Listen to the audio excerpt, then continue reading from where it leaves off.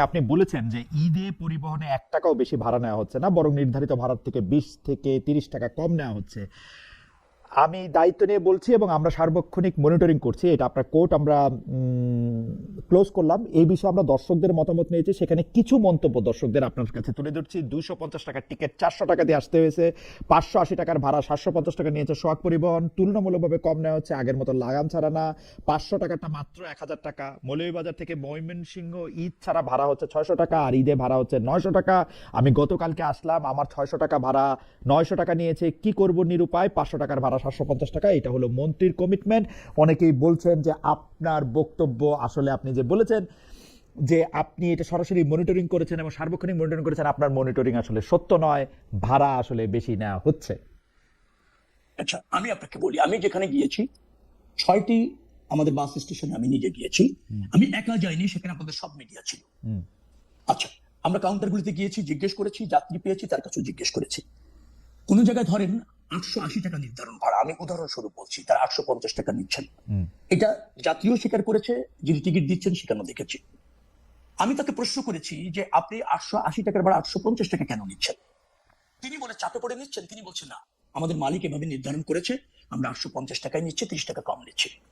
এখানে যে সমস্যাটা হচ্ছে, 850 টাকার ভাড়া যাত্রীরা কোনো কোনো সময় 550, 600, 650, 700-তে গিয়ে অভ্যস্ত।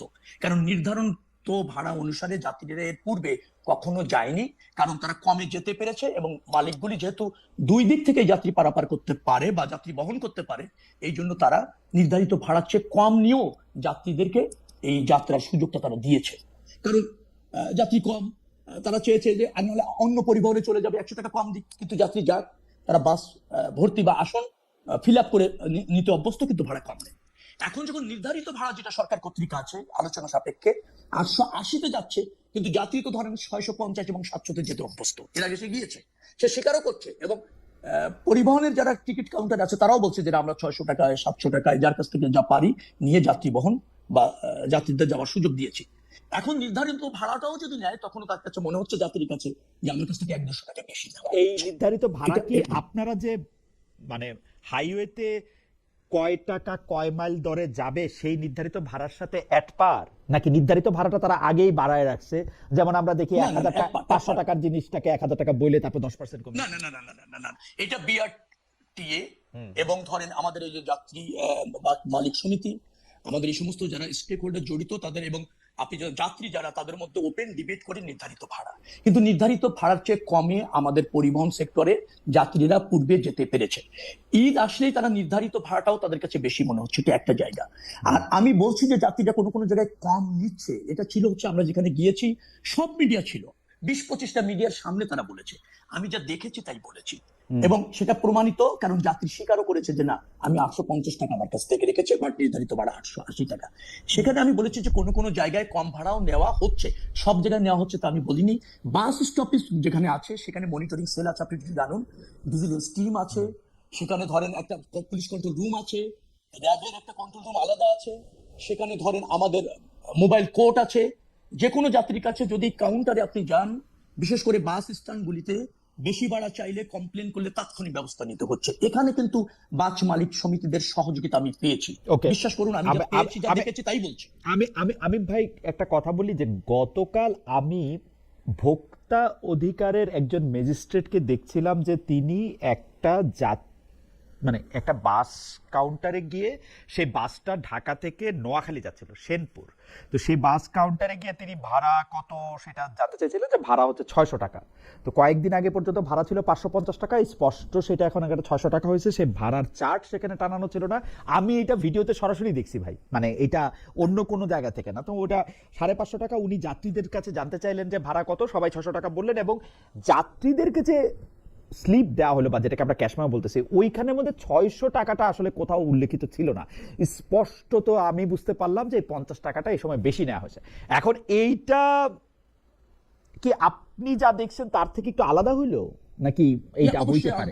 অবশ্যই আলাদা হতে পারে, কিন্তু আমি যা দেখেছি গোপনে দেখিনি, আমি যা দেখেছি প্রকাশ্যে দেখেছি, এবং সব মিডিয়া উপস্থিত ছিল, এবং সেখানে মনিটরিং এর সেলে যারা আছে তারাও উপস্থিত ছিল। আমি যেটা বলতে চেয়েছি আপনাকে, এইগুলি যে হচ্ছে না আমি তা বলিনি। আমি বলেছি যে যেখানে হচ্ছে, অভিযোগ পেলে আমরা ব্যবস্থা নিচ্ছি। ইন্টারেস্টিং হচ্ছে আমি এই অভিযোগ যেখানে করা যায় সেই ধরনের 24 ঘন্টা কিন্তু স্টপেজগুলিতে অভিযোগ নেওয়ার দেখার, এবং কেউ যদি সাফার করে, কেউ যদি অনিরাপদ হয়, কার কাছ থেকে বেশি ভাড়া নিলে কমপ্লেন করলে আমরা ব্যবস্থা নিচ্ছি। Okay. কমপ্লেন করলে ব্যবস্থা নিচ্ছি না এরকম ঘটনা না, কিন্তু কমপ্লেন কম্পারেটিভলি বাস স্টপগুলিতে একেবারে নাই বললেই চলে, খুবই কম। মানে আমাদের যাত্রীরা কমপ্লেন করছেন না বিধায় কোনো কোনো জায়গায়, তবে যেখানে কমপ্লেন পেয়েছি সেখানেই ব্যবস্থা নেওয়া হয়েছে। অনেককে ফাইন করা হয়েছে 10,000 20,000 এরকম।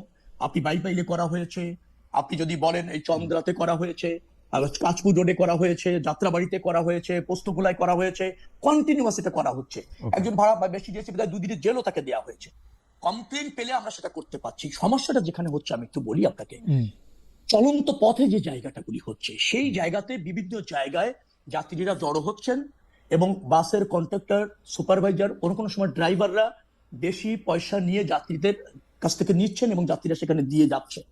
এই জায়গাগুলিতে কমপ্লেন না পেলে আমাদের সার্বক্ষণিক মনিটরিং করাটা বেশ কঠিন। এটা আপনি জানবেন যে এখান থেকে একটা যাত্রী সিলেট যাবে, এখান থেকে একটা যাত্রী রংপুর যাবে, পথে সে উঠছে, এবং পথে উঠতে গিয়ে তার কাছ থেকে ধরেন এই যে একটা চাপ, সিট অ্যাভেলেবেল বাস নেই, অনেক মানুষ দাঁড়িয়ে আছে, সেখানে সে যখন 50 টাকা 100 টাকা বেশি দিয়ে অনেক সময় মানে যেতে বাধ্য হচ্ছে, অথবা কোনো সময় সে স্বেচ্ছাও যেতে বাধ্য হচ্ছে আর কি। Okay, এটি যখন অভিযোগ আকারে আসে ব্যবস্থা নেওয়া হচ্ছে, কিন্তু অভিযোগ আকারে না আসলে এই প্রত্যেকটা জায়গায় তার এই 450 কিলোমিটার যাত্রীর জায়গাটা আমাদের জায়গা থেকে অভিযোগ না পেলে মনিটরিং করে নিশ্চিত করাটা বেশ দুরূহ এবং চ্যালেঞ্জিং। মানে- সেখানে কিছুটা ব্যত্যয় মানে ঘটছে। আপনার ওই অভিযোগ ঠিক আছে? সিলেট যেতে সময় যদি নারায়ণগঞ্জ, গাজীপুর বা নরসিংদীর কোনো একটা জায়গা থেকে কেউ উঠেন এবং তারা যদি বেশি যাত্রা টাকা দেন, সেই ক্ষেত্রে সেটা মনিটর করাটা একটু মুশকিল, কারণ হচ্ছে যে বাস স্টপেজ থেকে বা টার্মিনাল থেকে মনিটর করা যত সহজ। জনাব রবিউল আলমের কথা নিশ্চয়ই আপনারা শুনেছেন, আপনারা নিশ্চয়ই বিষয়টা দেখবেন। আরও একটা দিন অন্তত বাকি আছে। জনাব শেখ রবিউল আলম, আপনাদের নতুন সরকারের 1 মাসে ক্যাবিনেটের যে সদস্যের বক্তব্য সবচেয়ে বেশি আলোচিত, মানে সেটি আপনার একটি কথা, যেখানে আপনি পরিবহন খাতে কোনটা চাঁদাবাজি, কোনটা চাঁদা, কোনটা সমঝোতার মাধ্যমে লেনদেন, সেই দিকটি তুলে ধরেছেন। এরপর বেশ কিছু ক্যাবিনেট বৈঠকে নিশ্চয়ই আপনি ছিলেন, আপনার বক্তব্য নিয়ে সেখানে কোনো কথা হয়েছে কিনা, এই বক্তব্য নিয়ে প্রধানমন্ত্রী তারেক রহমান আপনাকে কিছু বলেছেন কিনা, বক্তব্য ঠিক আছে বা ঠিক নেই এমন কিছু আপনি শুনেছেন কিনা আপনার কলিগদের কাছ থেকে? আমি বিষয়টা আরেকটু পরিষ্কার করে বলি, মানে বাংলায় তো দুইটাই চাঁদা, কিন্তু ইংরেজিতে একটা হচ্ছে এক্সটর্শন, একটা হচ্ছে ডোনেশন, বা আপনি যেভাবে দেন।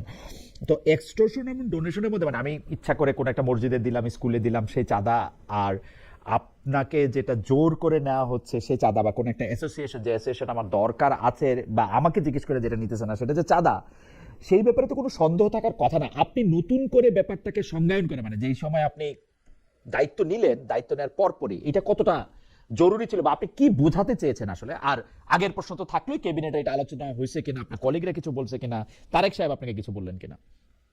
না, তারেক রহমান সাহেব ওই রিপোর্টটা দেখেছেন, উনি সম্ভবত আমার বক্তব্যটা পুরোটা শুনেছেন। তিনি বলেছেন যে আপনি যা বলেছেন, এবং আপনি পুরোটাই শুনে আমাকে বলবেন যে ওখানে ব্যত্যয়টা কোথায় ঘটেছে। আমার বক্তব্যটা ছিল চাঁদা এবং চাঁদাবাজি দুটো জিনিস ভিন্ন। আমরা পরিবহন ক্ষেত্রে সবকিছুকে চাঁদাবাজি মনে করি, কিন্তু আমার কাছে মনে হয়েছে যে মালিকদের যে রেজিস্ট্রেশন করা সমিতি আছে এবং শ্রমিকদের কল্যাণের জন্য কিছু রেজিস্ট্রেশন করা সমিতি আছে, তারা একটা নির্ধারিত হারে চাঁদা কালেক্ট করে তাদের প্রয়োজনে তারা ব্যয় করে, এবং সেই কতটা স্বচ্ছতার সাথে ব্যয় করে আমি সেই বক্তব্যে বলেছিলাম সেখানে প্রশ্ন আছে। কিন্তু তারা এটা সমঝোতা, মানে আমি বুঝিয়েছি তারা এটা নির্ধারিত করে সম্মতিতে নির্ধারণ করেছেন এবং সেটা তারা পে করেন। এটা হলো চাঁদা। সেই চাঁদাটা ধরেন আমাদের, আপনি যদি প্রেস ক্লাবের সদস্য হন, আপনি নিশ্চয়ই বাস শিক্ষা দেন। আমি রিয়েল এস্টেট ব্যবসার সাথে জড়িত, আমি ধরেন বছরে রিহাবের চাঁদা দিই। আমি পার্টিতে নির্বাহী কমিটির সদস্য হলে একটা ছোট্ট অ্যামাউন্ট বছরে চাঁদা দিতে হয়, সেটা দিচ্ছি। আমি 3টি মসজিদ কমিটির সাথে জড়িত, আমি কিন্তু চাঁদা দিচ্ছি। আপনি যেটা বলছেন ডোনেশন এক জিনিস, আবার যে নির্ধারিত চাঁদা দেওয়া, এটাও কিন্তু আরেকটা প্র্যাকটিস, এবং এটা আছে আমাদের জায়গায়। চাঁদাবাজি আমি ওটাকে বলতে চাচ্ছি যে যেটা আপনি দিতে চান না, দেওয়া উচিত না, কিন্তু কেউ আপনাকে চাপ প্রয়োগ করে নিচ্ছে, বাধ্য করছে, এবং দিতেই আপনি হচ্ছে আপনাকে, সেটা হলো চাঁদাবাজি। এই চাঁদা আর চাঁদাবাজির আমি পার্থক্য বোঝাতে চেয়েছি। আমি দুটোকে এক করতে চাইনি, এবং আমি বলিনি যে চাঁদাবাজি নাই। আমি বলেছি চাঁদাবাজি আছে, এবং আমার ওই মন্তব্যের কোনো সুযোগ নেই। আমরা এটা যেভাবে হোক দমন করব, নিয়ন্ত্রণ করব। যত্রতত্র চাঁদাবাজি পরিবহন খাতে চলবে না, এটা আমার সরকারের অঙ্গীকার, আমারও অঙ্গীকার। তো সেটাকে বলা হয়েছে যে আমি চাঁদাবাজি আর সমঝোতাটাকে বলেছি যেটা চাঁদাবাজি না, এটা সমঝোতা না, আমি চাঁদাকে বলেছি যে রবিউল ভাই, নির্ধারণ করা হয় আলোচনা সাপেক্ষে। রবিউল ভাই, আপনি যোগাযোগের একজন ছাত্র, শুধু যোগাযোগের ছাত্র না, আপনি একজন খুব ভালো কমিউনিকেটরও বটে। তো আপনি সিমেন্টিক্সের ব্যাপারগুলি জানেন, যে সিমেন্টিক্যাল মানেগুলি কিরকম ভাবে হয়। আপনি চাঁদা ও চাঁদাবাজির পার্থক্যটা আপনি আমাদের সবাইকে বুঝাইতে চাইলেন কেন? মানে আপনার মধ্যে কি এই ডাউট ছিল যে আমরা চাঁদা আর চাঁদাবাজির পার্থক্য বুঝি না? না না বোঝেন, বুঝে যে অনেকে না, সেটা আমাকে যেভাবে বিতর্কিত করা হয়েছে তাতে স্পষ্ট অনেকে না, বোঝেন কিন্তু না। আপনি যখন এটা বলবেন তখন তো অনেকের এটা মনে হবে যে কোনো কারণে মাননীয় মন্ত্রী কি চাঁদাকে বা চাঁদাবাজিকে হালাল করতে চাইতেছেন কিনা বা সফেন করতে চাচ্ছেন কিনা, এটা তো মনেই হবে। না, এরকম এরকম মনে হতে পারে, কিন্তু ঘটনা তো তার জন্য আপনি সঠিক জিনিস যেটা মন্ত্রণালয় থেকে দেখছেন সেটা যে বলবেন না, এভাবে তো আত্মসমর্পণ করাটাও ঠিক হবে না। আমি আপনাকে আরো একটা কথা এখানে বলতে চাই। জি। সেটা হচ্ছে যে চাঁদাবাজি এই সেক্টরে নাই, আমি কিন্তু ওই বক্তব্যটা বলিনি। আমি বলেছি যেখানে সমঝোতার ভিত্তিতে মালিকরা তাদের উপার্জিত অর্থ তারা কালেকশন করে তারা ব্যয় করছে, সেটি নিয়ন্ত্রণ করা কতটা আমার জায়গা থেকে সুযোগ আছে, কারণ তারা একটা বৈধ সংগঠন, তারা রেজিস্ট্রেশন করেছে, বিধি মেনে তারা পরিচালিত হয়। সেটা হয়তো বাণিজ্য মন্ত্রণালয় দেখতে পারে যে তারা ওই শর্ত পূরণ করছে কিনা ওই সমিতি, অথবা স্বরাষ্ট্র মন্ত্রণালয় দেখতে পারে চাঁদাবাজিটা একটা ফৌজদারি অপরাধ, তাদেরও সক্রিয় থাকার প্রয়োজন আছে। আমি যেটা বোঝাতে চেয়েছিলাম সেটা হলো এইরকম, যে মালিকদের এই যে নির্ধারিত করা চাঁদা তারা কালেক্ট করে, সেটাকে আমি চাঁদাবাজি বলছি না। তবে পরিবহন ক্ষেত্রে কিছু দুর্বৃত্তায়ন আছে, কিছু সুবিধাভোগী আছে, শ্রমিক সংগঠন মালিকদের মধ্যে কর্তৃত্ববাদী কিছু আছে, তারা চাঁদাবাজি যেটা করতে চায় সেটা আমি প্রতিরোধ করব, সেটা আমার এখানে সুযোগ নেই, সেই অংশ আমার বক্তৃতার মধ্যে আছে। কিন্তু আমার বক্তৃতাটা খণ্ড আকারে প্রকাশ করা হওয়ার ফলে একটা বিতর্ক হয়তো তৈরি হয়েছে। এখন এটা আমার দুর্ভাগ্য বলতে পারেন, আমার হয়তো দুর্ভাগ্য, অথবা আমি শব্দ ব্যবহার করতে যদি না পেরে থাকি সেটা আমার অজ্ঞতা। কাউকে প্রোটেক্ট করা আমার কোনো উদ্দেশ্য ছিল না। একটা কথা বলি, পরিবহন সেক্টরকে আমি কাউকে কখনোই আগেও চিনতাম না, এখনো চিনি না। সমন্বয় করবার জন্য এই যোগাযোগ মন্ত্রণালয়ে কাজ করতে এসে দু চারজনকে, তাদের সমিতিকে দু চারজনকে চিনেছি, দেখেছি, তাদের প্রতি আমার কোনো বিশেষ দুর্বলতাও নেই। তো আমি যেটা বুঝাতে চেয়েছি যে কিছু জায়গা আছে যেটা শ্রমিকদের কল্যাণে কালেক্ট করা হয়, এটা সত্য, সেখানে শ্রমিকরা কিছু সুবিধা পায়, এটাও সত্য। মালিক যারা আছেন তারাও বেশ কিছু কল্যাণকর কাজ তাদের প্রয়োজনে করেন, এটাও সত্য। সেটাকে চাঁদাবাজি হিসেবে ঢালাওভাবে দেখলে অনেক জায়গায় একটা ভুল মেসেজ যায়। চাঁদাবাজি যেটা আছে সেটা নিয়ন্ত্রণ করবার জন্য, দমন করার জন্য আমাদের কাজ করা দরকার, সজাগ থাকা দরকার। এটা নিয়ন্ত্রণ যে কোনো মূল্যে করতে হবে, সেটা না হলে পরিবহন সেক্টরটা যথাযথভাবে ফাংশন করে না। অতএব এখানে আমাদের কিন্তু জিরো টলারেন্স আছে, কিন্তু আমি এটা বৈধতা দিতে চেয়েছি, সেভাবে দেখলে এটা আমার প্রতি মানে এই হবে, আমার ইনজাস্টিস হবে। রবিউল ভাই, আমি এখন যেটা বলি সেটা দুই ভাগে বিভক্ত। আমার এখানকার অভিজ্ঞতা দেখছি, আমার বেশ কিছু বন্ধু এখানে গাড়ি চালান, মানে যারা ভাড়ার গাড়ি, যেটাকে আমরা উবার বলি, ট্যাক্সি বলি, সেগুলি চালান। তাদের নিজস্ব কিছু সমিতি আছে এবং এই সমিতি তাদের জনকল্যাণে বিভিন্ন সময় বিভিন্ন অর্থ ব্যয় করে থাকে। তাদের হঠাৎ মৃত্যু হলে, ইন্স্যুরেন্সে অনেক টাকার দরকার হলে, তাদের বাচ্চাদের ফ্যামিলির কোনো প্রয়োজন হলে, এবং সেটা খুবই, এই টাকাটা আমি দেখছি হচ্ছে যে দেয়ার ব্যাপারে সবাই খুব সিরিয়াস। মানে আমার যে বন্ধুরা গাড়ি চালান, অ্যাসোসিয়েশনকে চাঁদা দিয়ে আসবেন সেই ব্যাপারে তারা খুব সিরিয়াস। মানে তারা ইচ্ছা করে কেউ যে মানে কোষাধ্যক্ষ টাকা নিতে দেরি করলে বা সময় না হলে গিয়ে দিয়ে আসার মতো সিরিয়াস তারা। কিন্তু কথা হলো, আপনি যাদের কথা বলতেছেন সেই সব পরিবহনের অ্যাসোসিয়েশনগুলি, এই সব বিভিন্ন সমিতিগুলি চাঁদা বাস ট্রাক থামায়ে নানা রকম জায়গায় কেন নিতে হবে? মানে বাংলাদেশের মতো জায়গায় 20-30 জায়গায় কেন বাস ট্রাক থামাতে হবে? এটা কি শুধু আমার কথা না রবিউল ভাই, আমাদের একজন দর্শক, আপনি যখন আসবেন জেনেছেন তখন ইউটিউবে এই মন্তব্য করেছেন, উনার নাম মোহাম্মদ আজাদ হোসেন, উনি মন্তব্য করেছেন বিভিন্ন সমিতির চাঁদা বাস ট্রাক থামিয়ে নিতে হবে কেন? বিভিন্ন অ্যাসোসিয়েশন বার্ষিক চাঁদা নেয়, যা সবাই অ্যাসোসিয়েশন অফিসে গিয়ে দিয়ে আসে। পরিবহন খাতের চাঁদা কোন কাজে ব্যবহার করা হয় তার হিসাব আছে কিনা আমি প্রশ্নের সাথে যোগ করতে চাই, আপনি সেই হিসাব নিবেন কিনা? রাস্তায় গাড়ি থামিয়ে একটা কাগজ ধরিয়ে দিয়ে টাকা নেওয়ার কি অর্থ? এবং আপনার বক্তব্যে সেই অর্থ আদায় করাটা একটু উৎসাহ পাবে কিনা, যে আরে মন্ত্রী সাহেবই তো আমাদের পক্ষে আছে, আর কি লাগে? প্রথমত হচ্ছে আমি আপনার সাথে একমত। আপনারা যেটাকে বলছেন যে 20-25 জায়গায় গাড়ি থামিয়ে টাকা যে নেওয়া হয়, এটা চলতে পারে না। আপনি যেটা খুশি হবেন যে ইতিমধ্যে পরিবহন সেক্টরে যারা মালিক সমিতি আছে এবং যারা শ্রমিক সমিতি আছে তাদেরকে ডেকে আমরা একেবারে আলটিমেটাম দিয়ে দিয়েছি যে আপনাদের বৈধ যেটা আপনারা বলেন তাদের ভাষায়, এবং নির্ধারিত যে বাসের টাকা চাঁদা হিসেবে আপনারা নেন, কালেক্ট করেন আপনাদের প্রয়োজনে, সেটা ইয়ারলি অথবা মান্থলি একটা প্রক্রিয়া অনুসরণ করে পেমেন্ট করবে। সেটা অবশ্যই বাস স্ট্যান্ড, রাস্তাঘাট, যে কোনো জায়গায়